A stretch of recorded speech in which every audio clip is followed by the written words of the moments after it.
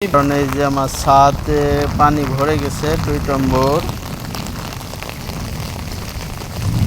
আবার বলতে পারেন যে পানি নামার ব্যবস্থা নাই। পানি নামার ব্যবস্থা 6টা আছে, 6টা পাইপ আছে জমিন দিয়ে পানি নামতেছে, তারপরও ভরে গেছে ছাদ। এত ভারী বৃষ্টি হচ্ছে। রাস্তার অবস্থা, রাস্তা একদম ভরপুর।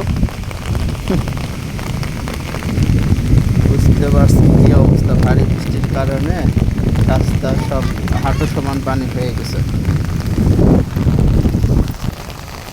এই যে পানি একদম ছাদ 6 টম্বর।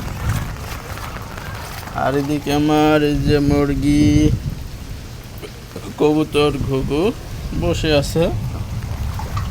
কি পানি দেখছেন, পানি নামার ব্যবস্থা, যে কি জোরে পানি নামছে দেখেন।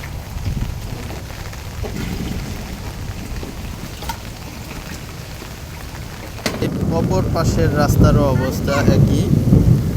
এই যে সব রাস্তায় পানি ভরপুর, রাস্তাতে পানি 6 টম্বর ভরে একদম সমান হয়ে গেছে। আর এর কারণে যা কোরবানি গরুর হাট খুবই সমস্যা। অতি ভারী বৃষ্টির কারণে এখন 12টা বাজে, এই 12টার সময়তেই সব আজকে বন্ধের দিন, গরু কেনা বেচা হবে বেশি। আর এই সময়তে সব গরু যারা কোরবানি কিনতে যাবে, আর এই সময়তে বৃষ্টি, অতি ভারী বৃষ্টির কারণে একটা বড় ধরনের প্রভাব পড়বে কোরবানি গরু হাটে।